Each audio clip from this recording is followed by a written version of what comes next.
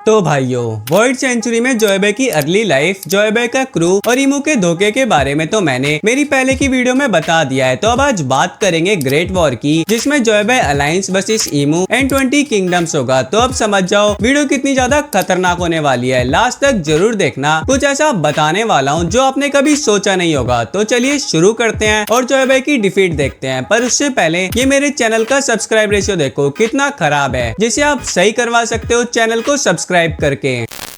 तो बात ऐसी है, ईमू से धोखा खाने के बाद जोएबे अपने क्रूमेट को बचा के अपने खुद के एंशिएंट किंगडम से ही भाग जाता है और जोएबे डायरेक्ट जाता है फिशमैन आइलैंड पे और अपने क्रूमेट जिसमें लुनारियन, बकेनियर, सैंडोरियन, मिंग्स, ओ सॉरी ये तो मर गया, सॉरी नेफरतारी लिली और फिशमैन के साथ में कुछ बंदे और होंगे। तो फिशमैन आइलैंड पे जाने के बाद जोएबे पोसाइडन से मिलता है और सब कुछ बताता है कैसे कैसे क्या हुआ। फिर पोसाइडन बोलती है ईमू ऐसा कुछ कर सकता था, मैंने कभी सोचा नहीं था, पर ये ईमू ने ऐसा करा क्यों? तो जोएबे इस पे कुछ बोलता ही नहीं है और मुंह बंद करके बैठा रहता है। तब जाके बकेनियर वाला बोलता है ईमू ने किसी भी रीजन से हमें धोखा दिया हो उससे कोई मतलब नहीं है, इसने हमें धोखा दिया है बस उससे मतलब है, क्योंकि मैं तो ईमू को अपने बड़े भाई की तरह मानता था और ईमू जैसे स्ट्रॉन्ग बनने के बारे में सोचता था। मैंने ये कभी नहीं सोचा था उस ईमू के पीछे एक डरावना शैतान है। तो अब जोएबे बोलता है ईमू को भी मैं अपने बड़े भाई जैसा मानता था, पर उसने मिंग्स को मार के अच्छा नहीं करा, अब चाहे कुछ भी हो जाए मैं उसे छोड़ूंगा नहीं। तो पोसाइडन बोलती है क्या करेगा जोएबे अब तू? तो जोएबे बोलता है मैं अकेले नहीं, हम सबको एक साथ में आना पड़ेगा और अपने किंगडम को वापस लेना पड़ेगा। तो लिली बोलती है वो कैसे? तो फिर जोएबे बोलता है पोसाइडन मुझे आपकी हेल्प चाहिए और बदले में जो भी आप बोलोगी मैं वो करूंगा, इस बात का मैं आपको प्रॉमिस देता हूँ। तो पोसाइडन बोलती है मेरे को कुछ नहीं चाहिए, पर मेरे लोगों को इस समंदर से बाहर निकल के लैंड पे रहना है और रियल सन के नीचे अपनी जिंदगी बितानी है। तो जोएबे बोलता है ठीक है पोसाइडन जैसा आप बोलो, पर इस काम को करने के लिए मेरी थोड़ी सी हेल्प करनी पड़ेगी। तो पोसाइडन बोलती है क्या करना पड़ेगा? तो तब जाके जोएबे बोलता है अपने लोगों से बोल के एक शिप बनवाओ जो बहुत बड़ा होगा, उसके बाद उस शिप के जरिए मैं आप सभी फिशमैन के निवासी को लैंड पे लेके जाऊंगा। तो पोसाइडन बोलती है ठीक है, पर अपना प्रॉमिस भूल मत जाना। तो जोएबे बोलता है मैं अपना प्रॉमिस पूरा नहीं कर पाया तो मेरी फ्यूचर की जनरेशन पूरा कर देगी मेरा प्रॉमिस। जिसके बाद जोएबे अपने क्रूमेट्स को बताता है इन्हें जाके अपनी सारी अलायंस से मिलना पड़ेगा और उनसे हेल्प मांगनी पड़ेगी। तो फिर जोएबे अपने क्रूमेट्स को बता देता है उन्हें क्या क्या काम करना है और ये भी बोलता है सब अपने अपने रास्ते पे सही से जाना, बाकी तब तक मैं कुछ लोगों से मिल के आता हूँ और हम 21 दिनों बाद एंशिएंट किंगडम पे फिर से अटैक करेंगे और धोखेबाज ईमू को डिफीट करेंगे। तो पोसाइडन भी बोलती है ठीक है, मैं फिर 21 दिन में शिप बनवा के आप सभी को एंशिएंट किंगडम के पास मिलूंगी। तो फिर सब अपने रास्ते पे निकल जाते हैं और हम सब सबसे पहले लिली को देखते हैं जो जाती है अपने किंगडम में और वहाँ पे जाके इसे पता चलता है इसके पापा अपनी आखिरी सांसें ले रहे हैं। तो अब लिली को इनकी वजह से एलाबेस्टा किंगडम पे रूल करना पड़ेगा, क्योंकि ये अपनी फैमिली में सबसे बड़ी थी जो अगली रूलर बन सके एलाबेस्टा किंगडम की। पर लिली तो मना कर देती है और बोलती है वो रूल नहीं कर सकती एलाबेस्टा किंगडम पे, क्योंकि उसे अपने कैप्टन जोएबे की हेल्प करनी है और लिली तो हेल्प मांगने आई थी अपने किंगडम से, उल्टा इसी से हेल्प मांग लिया। जिसके बाद लिली जाने लगती है, पर लिली की माँ आके लिली को रोक लेती है और बोलती है बेटी अब तू ऐसे नहीं जा सकती और अगर तुझे जोएबे की हेल्प करनी भी है तो एलाबेस्टा किंगडम की क्वीन बन जा, जिसके बाद ये पूरी आर्मी तेरी होगी और फिर तू आराम से जोएबे की हेल्प कर सकती है। तो लिली फिर सोचती है और उसे ये बात सही लगती है तो मान जाती है अपनी मम्मी की बात। जिसके बाद लिली को एलाबेस्टा किंगडम की क्वीन बना देते हैं और जो लिली के पापा थे वो फिर बहुत टाइम तक जिंदा रहे। तो अब ऐसे ही बाकी के जोएबे के क्रूमेट्स अपने अपने होमलैंड पे जाते हैं और हेल्प मांगते हैं अपने अपने लोगों से, जिसमें से सेंडोरा वाले ने सेंडोरा और स्काइपिया के वॉरियर को अपने साथ में लिया था और लुनारियन वाले ने अपने लुनारियन के वॉरियर और पूजा पायरेट्स को साथ में ले लिया और बकेनियर ने अपने बकेनियर के वॉरियर और मिक्स ट्राइब के वॉरियर को अपने साथ में ले लिया और बाकियों ने भी अपनी अपनी जगह से लोगों को साथ में ले लिया।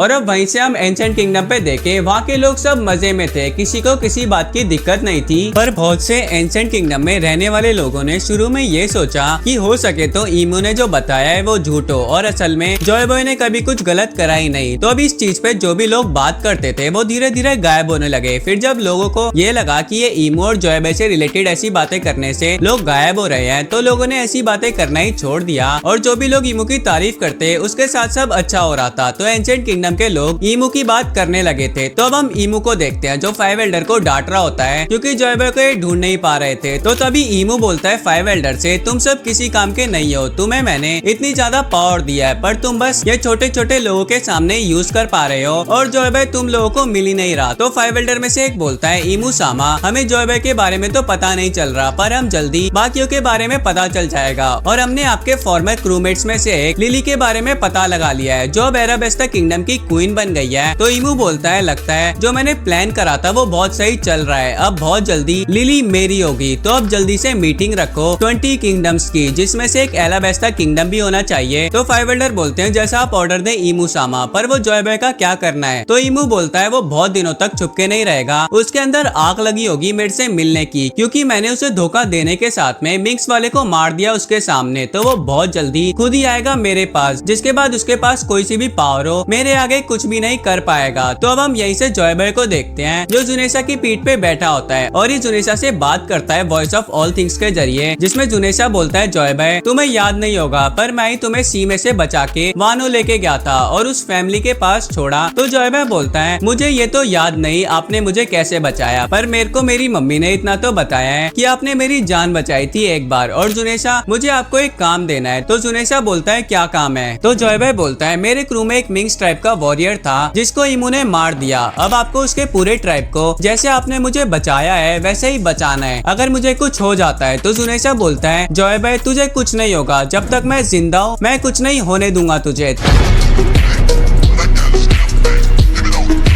तो जॉय भाई बोलता है, अरे आपकी बात तो ठीक है, मुझे कुछ नहीं होगा,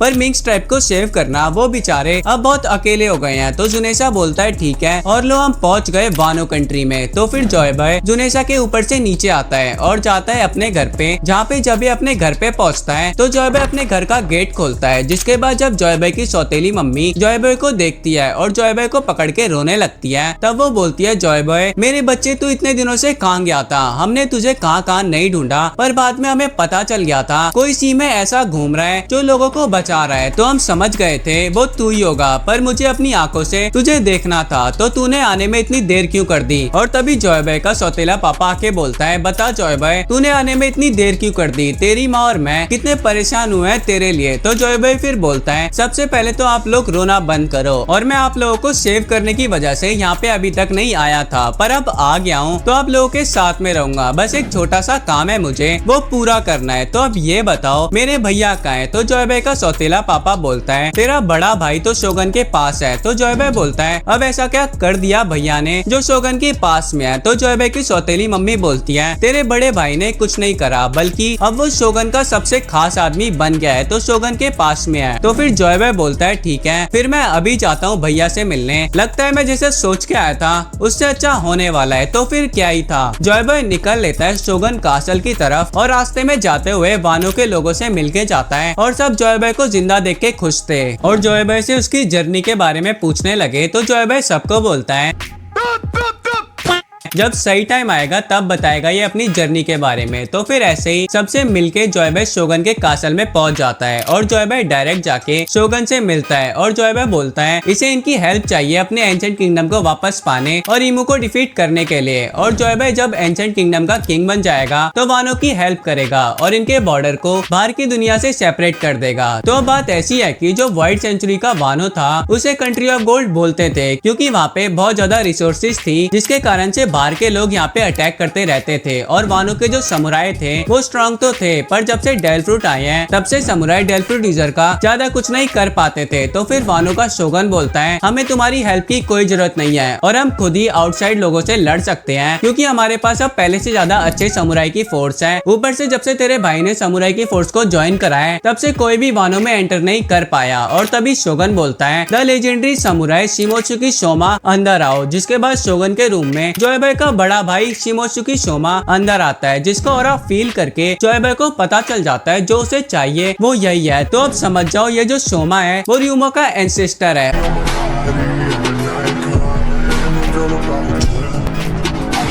और जॉय भाई को र्यूमा की फैमिली ने पाला पोसा है और बड़ा करा है और ये शोमा जॉय भाई का बड़ा भाई बन गया। तो फिर अब जॉय भाई अपने बड़े भाई को देख के खुश हो जाता है और बोलता है बड़े भैया हमको फ्री फायर खेलना है। अरे मजाक कर रहा हूँ। तो जॉय भाई बोलता है बड़े भैया शोमा और जाके अपने भाई से मिलता है, जिसके बाद शोगन बोलता है अरे रुको रुको जॉय भाई, अगर तुम्हें मेरी हेल्प चाहिए तो पहले तुम्हें अपने भाई शोमा को डिफीट करना पड़ेगा। तो जॉय भाई बोलता है ये क्या बकवास कर रहे हो शोगन, मैं अपने बड़े भाई से कोई फाइट नहीं करूंगा। तो फिर शोमा बोलता है शोगन लगता है मेरा भाई डर रहा है कि मैं उसे डिफीट कर दूंगा। तो जॉय भाई बोलता है ऐसा कुछ नहीं है भैया, मैं तो बस आपको कोई चोट नहीं देना चाहता था। जिसके बाद जॉय भाई आगे कुछ बोल पाता, शोमा अपनी स्वॉर्ड निकालता है और जॉय भाई पे अटैक कर देता है। जिसके बाद जॉय भाई अपने बड़े भाई को ऐसा करते हुए देख के अपने डेल फ्रूट की पावर को यूज कर देता है और जॉय भाई अवेकन निका फॉर्म में आ जाता है, जिसे देखने के बाद शोमा रुक जाता है और शोमा की आंखें और शोगन का मुंह खुला का खुला रह जाता है, क्योंकि इन्होंने कभी भी ऐसी पावर को फील नहीं करा था। और जॉय भाई का निका फॉर्म देख के तो शोमा डायरेक्ट शोगन से बोलता है कि शोगन ये मेरा छोटा भाई कुछ भी बोल रहा है उससे बस आप मान लो, बाकी कुछ होगा तो मैं देख लूंगा। तो शोगन बोलता है पर वो, तो शोमा बोलता है पर की कोई जरूरत नहीं है, आपके सामने ही मेरा भाई है और मैं आपका स्ट्रॉन्गेस्ट समुराई, खुद बोल रहा हूँ मैं मेरे भाई से फाइट करने लायक नहीं हूँ। तो जॉय भाई बोलता है ऐसा मत बोलो भैया, मैं तो आपसे हेल्प मांगने आया था, आपको नीचे दिखाने नहीं आया था। तो शोगन बोलता है ठीक है जॉय भाई, तुम जो बोलोगे वही होगा। तो जॉय भाई अपने भाई की तरफ देखता है जो अपनी सिर को हाँ में हिलाता है। तो जॉय भाई बोलता है शोगन मुझे मेरा भाई चाहिए और कुछ आपके स्ट्रॉन्गेस्ट समुराई चाहिए, साथ में आप मेरे लिए क्या कोई ऐसी चीज बना सकते हो जो बहुत बड़ी हो और उन्हें डिस्ट्रॉय करना बहुत ही मुश्किल हो, मुझे उन पे कुछ लिखना है। तो शोगन बोलता है हाँ हो जाएगा और मेरी फैमिली में बहुत से लोग हैं जो आपके लिए जो आप चाहते हो बना देंगे, क्योंकि हम कोजुकी फैमिली है, सब कुछ हमारे लिए मुमकिन है। तो जॉय भाई बोलता है ठीक है। फिर जॉय भाई अपने भाई शोमा से बात करता है और सब कुछ बताता है कैसे कैसे क्या हुआ उसके साथ, और बाद में जॉय भाई जाके कोजुकी फैमिली को बताता है कि उन्हें क्या बनाना है। जिसके बाद जाके पोनेग्लिफ्स बनते हैं और फिर जॉय भाई शोगन से रिक्वेस्ट करता है कि इसे एक बोट चाहिए क्योंकि इसे कहीं जाना है। तो शोगन जॉय भाई को एक बोट लाके दे देता है और फिर जॉय भाई अपनी जर्नी फिर से अकेले शुरू कर देता है कहीं पे जाने की। पर जॉय भाई जाने से पहले वानो के लोगों को बोल के जाता है वो वापस जरूर आएगा और जो इसने प्रॉमिस करा है वो पूरा करेगा और जॉय भाई अपने क्रू में से किसी को भेजेगा। तो फिर उसके बाद जाके इन्हें पोनेग्लिफ को उसे दे देना है। जिसके बाद जॉय भाई एक बोट में बैठ के अपनी जर्नी शुरू कर देता है एक मिस्टीरियस आइलैंड पे जाने के लिए। और अब तक जॉय भाई को फिशमैन आइलैंड से निकले हुए 4 दिन हो चुके थे, तो अब इसके पास 17 दिन बचे थे, जिसमें से इसने 6 दिन अपने अकेले ही जर्नी में लगा दिए और 7वें दिन पे जाके जॉय भाई जहाँ पे जाना चाहता था वहाँ पहुँच जाता है और उस जगह पे अपने ट्रेजर को छोड़ देता है और वर्ल्ड की हिस्ट्री भी, और वो आइलैंड होता है लाफ्टेल जहाँ पे वन पीस है। तो इसके बाद जॉय भाई निकल जाता है एक ऐसे किंगडम में जो उसके लिए सबसे ज्यादा जरूरी था, क्योंकि वहाँ से जॉय भाई को कुछ मिलने वाला था। तो अब जॉय भाई लाफ्टेल से निकल के जाता है एल्बाफ, क्योंकि जॉय भाई की एलाइज है एल्बाफ। तो वहाँ पे जाने के बाद जॉय भाई का स्वागत एल्बाफ के जाइंट करते हैं और फिर जॉय भाई जाइंट से मिलता है और बताता है कैसे ईमू ने इन्हें धोखा दिया। तो अब यहाँ पे जॉय भाई पे रुक के ईमू पे चले। तो ईमू ने 20 किंगडम्स को एंशिएंट किंगडम में बुलाया हुआ था मीटिंग के लिए, जिनमें से एक किंगडम था एलाबेस्टा किंगडम। तो लिली भी एंशिएंट किंगडम पे आई होती है और फिर शुरू होती है मीटिंग, जिसमें ईमू सबको बताता है कैसे इन्हें जॉय भाई से खतरा है, क्योंकि जॉय भाई के पास है डार्क मैजिक और वो उसके जरिए खुद को वर्ल्ड डिस्ट्रॉयर सनगॉड निका में बदल लेता है। जिसे सुनते ही सारे किंग्स जो मीटिंग में थे शॉक्ड हो गए, क्योंकि उनके लिए सनगॉड निका बहुत बेकार था और होगा भी क्यों ना, इनके स्लेव सनगॉड निका की पूजा करते थे, तो इन सबके लिए निका बेकार ही होगा। तो फिर ईमू बोलता है अब हम सबको एक साथ में आना पड़ेगा ताकि हम साथ में मिलकर सनगॉड निका को डिफीट कर दें। और फिर निका की डिफीट के बाद हम एक ऐसी ऑर्गेनाइजेशन को बनाएंगे जो वर्ल्ड में जस्टिस और पीस का काम करेगी और वर्ल्ड का कोई किंग नहीं रहेगा, यहाँ तक कि मैं जो अभी सबसे ज्यादा स्ट्रॉन्ग किंग हूँ वो भी वर्ल्ड पे रूल नहीं करूंगा और आप सभी लोगों को सबसे ज्यादा फायदा मिलेगा, क्योंकि आप सब लोग मेरे लिए कीमती हो। और सबके लिए मैं एक अलग से जगह बनवाऊंगा जो जहाँ पे अभी लुनारियन है वहाँ पे होगी। अब उस ऑर्गेनाइजेशन का नाम होगा द वर्ल्ड गवर्नमेंट, जो सब कुछ देखेगी और लोगों की हेल्प करेगी। तो कौन कौन है मेरे साथ? जिसके बाद सबसे पहले नेरोना किंगडम वाले ने हाथ ऊपर करे, क्योंकि यहाँ का किंग तो 5 एल्डर में से एक बन रखा था। तो बाकी के किंगडम ने भी अपने हाथ ऊपर करने लगे, क्योंकि मैंने पहले ही बता दिया है फर्स्ट पार्ट में नेरोना किंगडम बहुत ज्यादा पावरफुल था। तो अब 19 किंगडम ने अपने हाथ खड़े कर दिए और लास्ट किंगडम था एलाबेस्टा किंगडम, जिन्होंने ईमू का साथ देने के लिए हाथ ऊपर नहीं करा। तो तब सब लिली की तरफ देखने लगे। तो लिली फिर बोलती है सब सुनो, ये जो ईमू ने बोला है वो सब झूठ है और रियलिटी में ईमू के पास डार्क मैजिक है और इसने जॉय भाई को मारने की कोशिश करी। तो जॉय भाई कोई डिस्ट्रॉयर नहीं है बल्कि ये सेवियर है। तो अब हमें ईमू का साथ नहीं देना चाहिए। ऊपर से जॉय भाई यहाँ का किंग है और वो तो जॉय भाई ने ईमू को एंशिएंट किंगडम दान में दिया है, इसलिए ये इतना ज्यादा उड़ रहा है। और बाकी आपको मेरी बात पे यकीन नहीं हो रहा तो अब ये देखो। जिसके बाद लिली अपने पास एक खंजर निकालती है और ईमू पे अटैक कर देती है, जिससे ईमू अपने हाथ से रोकता है। तो बाकी के किंगडम्स लिली को ऐसा करते हुए देख के शॉक्ड हो जाते हैं। तो ईमू बोलता है सब शांत हो जाओ, ये मेरी होने वाली बीवी का गुस्सा है। तो लिली बोलती है मैं तेरी होने वाली बीवी, ये तूने सपने में भी कैसे सोच लिया ईमू, और ईमू के ऊपर थूक देती है।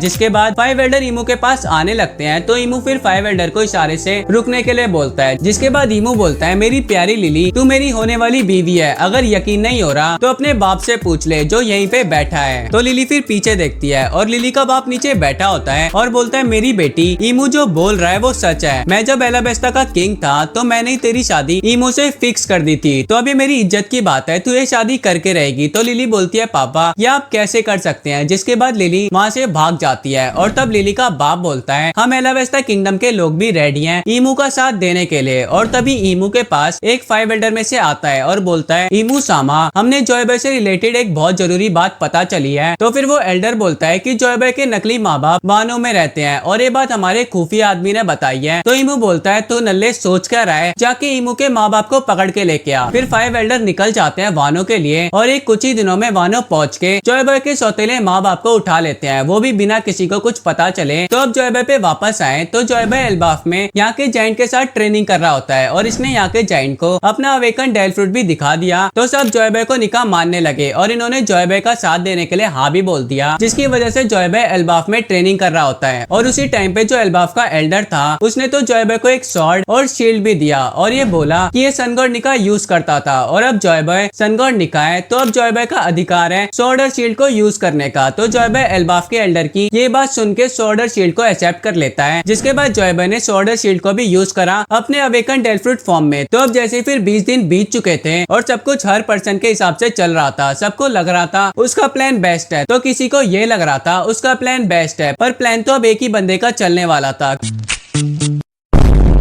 क्योंकि अब जो होगा वो वन पीस वर्ल्ड को चेंज कर देगा। Oh shit. Here we go again. तो अब ऐसे ही 21 दिन हो चुके थे और टाइम आ चुका था जॉयबॉय का एंशिएंट किंगडम पे अपना कब्जा करने का। तो अब सुनो अच्छे से, जॉयबॉय एल्बाफ के जाइंट के साथ एंशिएंट किंगडम के पास पहुंच जाता है और फिर धीरे धीरे करके वो सब आ जाते हैं जो जॉयबॉय का साथ देने वाले थे वॉर में, जिसमें पहले तो एल्बाफ के वॉरियर हो गए, पोसाइडन हो गई, वो भी फिशमैन वॉरियर के साथ, शेंडोरा के वॉरियर्स, स्काइपिया के वॉरियर्स, लुनारियंस के वॉरियर्स, कूजा पायरेट्स, बकीनियर्स, मिंग्स ट्राइब वॉरियर, वानो के समुराई, ओर्स, टोंटेटा ट्राइब, सी किंग थे। बाकी और भी होंगे जो तुम सब खुद सोच लेना। ठीक है भाई मैं चलता हूँ। ओके। पर यहाँ पे बस एक ही अभी तक जॉयबॉय की अलायंस नहीं आई थी जो बहुत जरूरी थी जॉयबॉय के लिए, वो है एलाबेस्टा किंगडम के वॉरियर और खुद लिली। तो फिर जॉयबॉय के क्रू का लुनारियन वाला आके जॉयबॉय को बोलता है कैप्टन जॉयबॉय, आप अगर लिली का वेट कर रहे हो तो मत करो, वो नहीं आने वाली क्योंकि वो एलाबेस्टा किंगडम की क्वीन बन चुकी है और ईमू का साथ दे रहे हैं एलाबेस्टा किंगडम। तो जॉयबॉय ये बात सुन के शॉक्ड हो जाता है क्योंकि उसके लिए लिली बहुत जरूरी थी और अब लिली इसका साथ नहीं दे रही। तो जॉयबॉय बोलता है कोई नहीं, हम लोग बहुत हैं, तो चलो एंशिएंट किंगडम को फिर से अपना करते हैं। जिसके बाद जॉयबॉय अपनी आर्मी, जिसमें लाखों की काउंटिंग में अलग अलग वॉरियर थे, सब एक साथ मिलके एंशिएंट किंगडम पे अटैक कर देते हैं। और अटैक इतना ज्यादा खतरनाक था कि जो भी एंशिएंट किंगडम के रोबोट और सोल्जर्स आ रहे थे टिक ही नहीं पाते जॉयबॉय की अलायंस के सामने, जिससे जॉयबॉय अपनी अलायंस के साथ धीरे धीरे आगे बढ़ता जा रहा था। और ये जो भी रोबोट और सोल्जर्स को ये पीट रहे थे उन्हें मार ही नहीं रहे थे, बस पीट के साइड में कर दे रहे थे। और जैसे ही जॉयबॉय अपने कासल के पास जाता है तो देखता है यहाँ पे कासल के बाहर कोई भी नहीं है और चारों तरफ बिल्कुल सन्नाटा है, ऐसा लग रहा था यहाँ पे कोई भी इंसान कभी आया ही नहीं। तो कासल के अंदर से किसी की चिल्लाने की आवाज आती है, ईमू सामा मुझे छोड़ दो। तो जैसे ही जॉयबॉय सुनता है भागता हुआ कासल के पास जाता है और तब तक कासल को चारों तरफ से जॉयबॉय की आर्मी ने घेर लिया था। तो कासल में बस जॉयबॉय और उसका क्रू जाते हैं और तब जॉयबॉय कासल का गेट खोलता है और अंदर का नजारा देख के जॉयबॉय और उसका क्रूमेट्स की आंखें खुली की खुली रह जाती है क्योंकि अंदर बस खून ही खून था और लोगों की लाशें कटी फटी नीचे जमीन पे गिरी थी। तो उसी बीच में अंदर से किसी की दर्द भरी चीखे की आवाजें आती हैं। तो जॉयबॉय उसके पास जाने वाला ही होता है कि तभी कोई जॉयबॉय को बोलता है, अरे ओ जॉयबॉय, जहाँ पे खड़ा है वहीं पे खड़ा रहे तो ये बच जाएंगे। तो हम देखते हैं ये बोलने वाला है ईमू, जो लाशों के बीच में से चलता हुआ आ रहा था, जो खुद ही खून से लथपथ था। तो ईमू को देख के जॉयबॉय समझ जाता है ये ईमू ने करा है। तो जॉयबॉय बोलता है, ईमू तूने ये क्यों करा, ये सब तो तेरा साथ दे रहे थे। तो ईमू बोलता है, अब मुझे इस एंशिएंट किंगडम से मुझसे कुछ लेना देना नहीं है और बस थोड़ी देर में तेरे साथ ये पूरा एंशिएंट किंगडम खत्म हो जाएगा। तो जॉय बॉय बोलता है ईमू मैं ये होने नहीं दूंगा। तो तभी जॉय बॉय अपने अवेकन फॉर्म में आता है और ईमू पे अपने क्रूमेट्स के साथ अटैक करने वाला ही होता है कि इतने में ईमू अपने डार्क मैजिक का यूज करता है, जिससे जॉय बॉय को छोड़ के उसके क्रूमेट्स को एक विजन दिखता है जिसमें जिस भी किंगडम्स आइलैंड और एसी से सब आए थे उस जगह का, जिससे जॉय बॉय के क्रूमेट्स रुक जाते हैं क्योंकि जो विजन था वो कोई नॉर्मल विजन नहीं था। असल में उन विजन में बहुत सारे किंगडम आइलैंड और एसिस के लोगों पे कुछ लोग अटैक कर रहे थे और ना तो बच्चे और ना किसी बुढ़े और ना तो किसी लेडी को देख रहे थे, जो भी आ रहा था उन्हें बस मार रहे थे। तो अब मैं क्या बोल रहा हूँ, ये ऐसे विजन क्यों दिख रहे हैं जॉय बॉय के क्रूमेट्स को? तो बात ऐसी है, जब ईमू ने मीटिंग करी थी 20 किंगडम के साथ, तो उसके बाद ईमू ने एक प्लान करा कि वो जॉय बॉय की अलायंस के सारे किंगडम पे अटैक करेगा, वो भी एक साथ में। तो उसके काम को करने के लिए उसके पास अब पूरी फोर्स भी थी जो 20 किंगडम्स की थी। तो अब यही 20 किंगडम्स ने पूरे वर्ल्ड में जो भी जॉय बॉय के अलायंस हैं उन पे अटैक करना शुरू कर दिया था, जो अब जॉय बॉय के क्रूमेट्स देख रहे थे। और जिन जॉय बॉय की अलायंस में ईमू ने अटैक करवाया था उसमें जॉय बॉय के क्रूमेट्स के लोग भी थे, तो इसलिए ये सब एक जगह पे रुक गए थे। और तभी बाहर कासल से लोगों की चिल्लाने की आवाज भी आती है क्योंकि ईमू की आर्मी तो अब करोड़ों में थी जिन्होंने जॉय बॉय की आर्मी पे अटैक कर दिया था। और साथ में ईमू ने एक ऐसी चीज यूज कर दी थी जिसके बारे में जॉय बॉय कभी सोच ही नहीं सकता था, क्योंकि ईमू ने एंशिएंट वेपन यूरेनस को एक्टिवेट कर दिया था और यूरेनस को कासल के ऊपर लाके रख दिया था। तो तब जॉय बॉय हर चीज को फील कर लेता है और ईमू की एक खौफनाक हरकत को देख के बोलता है ईमू रुक जा, तुझे जो भी चीज चाहिए बता दे, मैं दे दूंगा। तो ईमू बोलता है मुझे तेरी मौत चाहिए और हंसने लगता है। तो ईमू तभी जॉय बॉय पे अटैक कर देता है अकेले ही, क्योंकि जॉय बॉय की अलायंस अभी भी विजन को देख रही थी और अपने लोगों की चिल्लाने की आवाज सुन के उनकी आंखों में आंसू भी आने लगे थे। और वहीं दूसरी तरफ बाहर भी जॉय बॉय की अलायंस ईमू की आर्मी से फाइट कर रही थी और अंदर कासल में जॉय बॉय और ईमू की फाइट हो रही थी, जिसमें जॉय बॉय ईमू को कितना भी मारता ईमू हर बार रीजनरेट हो रहा था। तो जॉय बॉय भी आगे यूज करने लगा था, तो पूरी खून से भरी जगह पे दोनों फाइट कर रहे थे। तो जॉय बॉय भी अब व्हाइट से रेड हो चुका था, मतलब ये भी खून से पूरा सन गया था और दोनों की फाइट बहुत देर तक चलती है और दोनों सेम लेवल पे ही थे शुरू में। पर जॉय बॉय जैसे जैसे बाहर की बेकार सिचुएशन को फील करता वैसे वैसे ही इसके अटैक की पावर बढ़ती जा रही थी। तो जॉय बॉय ईमू पे थोड़ा सा हावी होने लगता है, जिससे ईमू बोलता है अब जॉय बॉय तेरा बहुत हो गया, अब मुझे ये करना ही पड़ेगा। तभी ऊपर आसमान में जो यूरेनस था उसमें से लेजर निकलने लगती है। तो जॉय बॉय जैसे ये फील करता है ईमू से फाइट छोड़ के अपने क्रूमेट्स को पकड़ के कासल से बाहर भाग जाता है, जितने में लेजर आके डायरेक्ट कासल पे गिरता है और कासल पूरे तरीके से खत्म और एक बहुत बड़ा गड्ढा बन जाता है कासल के एरिया में, जिसमें सी का पानी जाने लगता है। तो तभी हम देखते हैं जॉय बॉय ने तो अपने क्रूमेट को बचा लिया, पर उसके बाद भी इसके क्रूमेट्स को छोड़ के बहुत से इसकी अलायंस के लोगों की जान चली गई थी यूरेनस के अटैक से। तो जॉय बॉय उठ के बैठता है अपने घुटनों पे और बाहर का पूरा नजारा देखता है और खुद पे गुस्सा होने लगता है ये इन्हें क्यों लेके आया अपने साथ। तो तब तक जॉय बॉय का क्रू जो विजन देख रहा था वो टूट जाता है और तब ये भी उठ के सब कुछ देखते हैं और जॉय बॉय के पास चले जाते हैं। तो तभी जॉय बॉय को अपना भाई सामने से चल के आते हुए दिखता है, जिसके साथ कुछ बचे हुए जॉय बॉय के अलायंस के लोग थे, जिसमें पोसाइडन, जायंट्स, ओर्स, मिंग्स के साथ में और भी गिनती के ही लोग थे। और बाकी इनके साथ आ रहा था एमित, क्योंकि जॉय बॉय ने अपने भाई सोमा को एक काम दिया था, वो ये था कि जिस भी रोबोट को ईमू ने शट डाउन करा है उसे एक्टिवेट करे, जो काम सोमा ने कर दिया था। तो इसलिए अब एमित भी इनके साथ आ रहा था और तभी ऊपर से बारिश होने लगती है और सब जो गिनती के लोग बचे थे जॉय बॉय के पास में आके बैठ जाते हैं। और तब जाके ईमू क्लैपिंग करता हुआ इन सब के सामने से चलता हुआ आता है, वो भी फिर से बहुत सारी लाशों के बीच में से। और ईमू बोलता है वेल डन जॉय बॉय, तूने फिर से अपने क्रूमेट को बचा लिया और इस बार तो तेरे साथ कुछ और भी लोग हैं, तो ये तूने अच्छा काम करा। मेरे सारे दुश्मनों को एक साथ में लाके अब मैं तुम सबको एक साथ में खत्म कर सकता हूँ। तब जाके ईमू अपने डेल फॉर्म में आता है, जिसका साइज बहुत ज्यादा बड़ा होता है और ये जॉय बॉय की अलायंस के सामने खड़ा हो जाता है। तो एक जायंट जॉय बॉय के पास आता है और शील्ड और स्वॉर्ड जॉय बॉय को देके बोलता है जॉय बॉय यही टाइम है इन्हें यूज करने का, जिससे ये शैतान खत्म होगा, नहीं तो हम सबको आगे बहुत दिक्कत आएगी। तो जॉय बॉय उस जायंट की ये बात सुन के अपने बचे हुए साथी को देखता है, जिन सबके फेस पे एक उम्मीद की किरण दिख रही थी और सब जॉय बॉय को बोलते हैं यही टाइम है, अभी नहीं तो कभी नहीं। तो फिर जॉय बॉय भी उठ के खड़ा हो जाता है और अपने निकाह फॉर्म में आता है, जिसके बाद आगे बढ़ना शुरू कर देता है, जिसमें जॉय बॉय पहले चलता हुआ जाता है, फिर भागता है, फिर कूद के बोलता है My soldiers push forward! My soldiers scream out! My soldiers rage!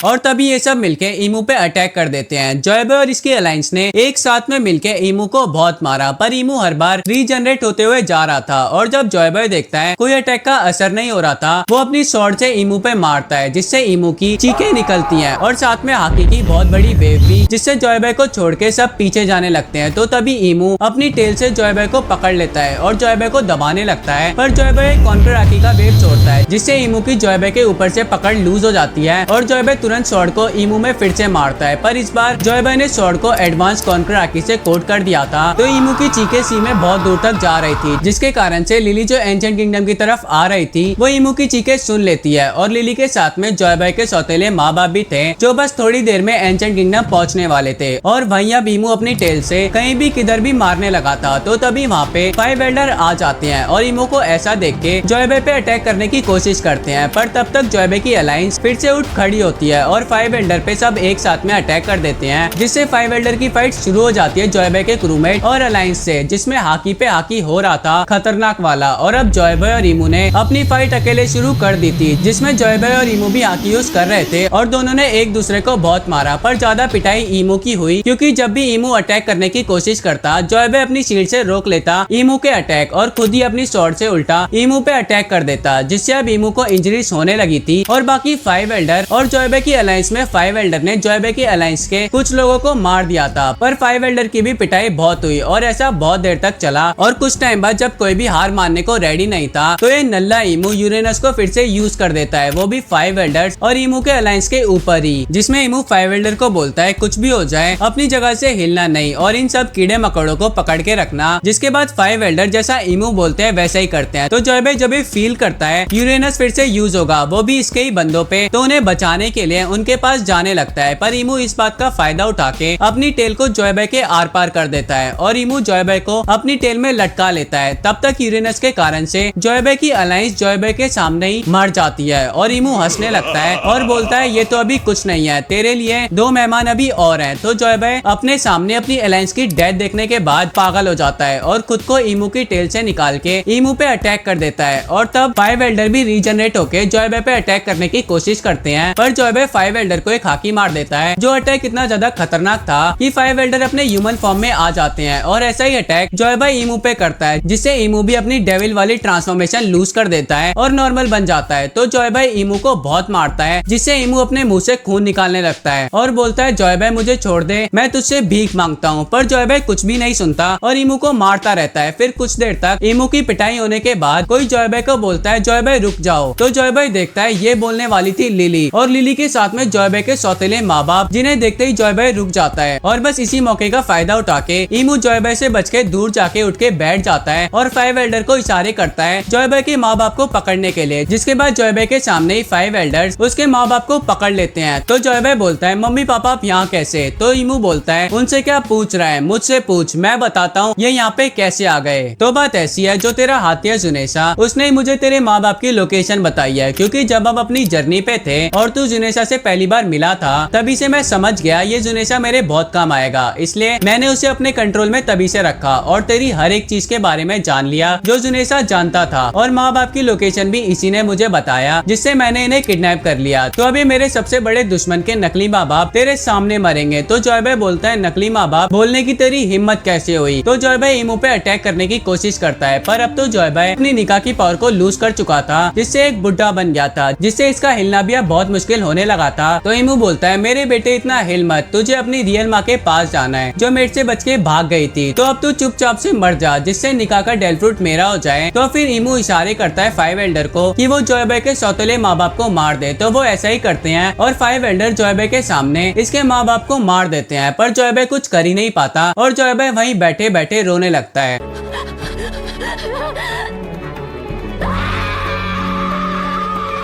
तो लिली जॉयबॉय के पास में आती है और जॉयबॉय को गले लगा लेती है और जॉयबॉय के साथ ही रोने लगती है। तभी ईमू बोलता है जॉयबॉय तुझे रोने की जरूरत नहीं है, तू भी अब अपने माँ बाप के पास जा। और ईमू लिली को बोलता है लिली मैंने जो तेरे को बोला था वो कर, पर लिली कुछ करती ही नहीं है। तो ईमू बोलता है लिली याद रख तेरा छोटा भाई मेरे पास है, तो जैसा मैंने बोला तो वो कर। तो तभी जॉयबॉय लिली के कान में कुछ बोलता है और लिली तब जाके जॉयबॉय को मार देती है। और फिर जॉयबॉय के मरते ही ईमू जॉयबॉय के पास में आता है, जॉयबॉय की डेड बॉडी के सामने खड़ा हो जाता जाता है और लिली वहीं बैठ के रोने लगती है। उसके बाद जाके वॉर खत्म हो जाती है। तो अब वर्ल्ड में बहुत सी जगह पे ईमू के अटैक के कारण बहुत सी रेसेस खत्म हो गई और जो भी ईमू के खिलाफ खड़े होते ईमू उसे यूरेनस से मार देता। बाकी उसके बाद तभी लिली ने पोनीग्लिफ को फैला दिया, क्योंकि जो लास्ट बात जॉयबॉय ने लिली को बोला था वो ये था कि उसे वानो में जाके पोनीग्लिफ को फैलाना है और इनकी फ्यूचर जनरेशन इनका अधूरा काम पूरा करेगी। तो लिली का पोनीग्लिफ फैलाने की बात जब ईमू को पता चलती है तो ये लिली को भी मार देता है और 20 किंगडम के साथ में मिलके वर्ल्ड गवर्नमेंट बनाता है और जुनेशा प्लूटोन शिप को वानो में लेके जाता है। और जब कोजुकी क्लैन को जुनेशा के बारे में पता चलता है कि उसने ईमू का साथ दिया है तो इसे पनिशमेंट देते हैं। बाकी ईमू निका का डेल फ्रूट ढूंढता है पर इसे कभी मिला ही नहीं और अभी तक छुपके वर्ल्ड पे रूल कर रहा है। तो भाइयों ये वीडियो यहीं तक थी। वीडियो कैसी लगी कमेंट करके बताओ। वीडियो पसंद आए तो लाइक कर दो, चैनल पर नहीं हो तो सब्सक्राइब कर दो। मैं मिलता हूँ तुमसे नेक्स्ट वीडियो में। सायोनारा।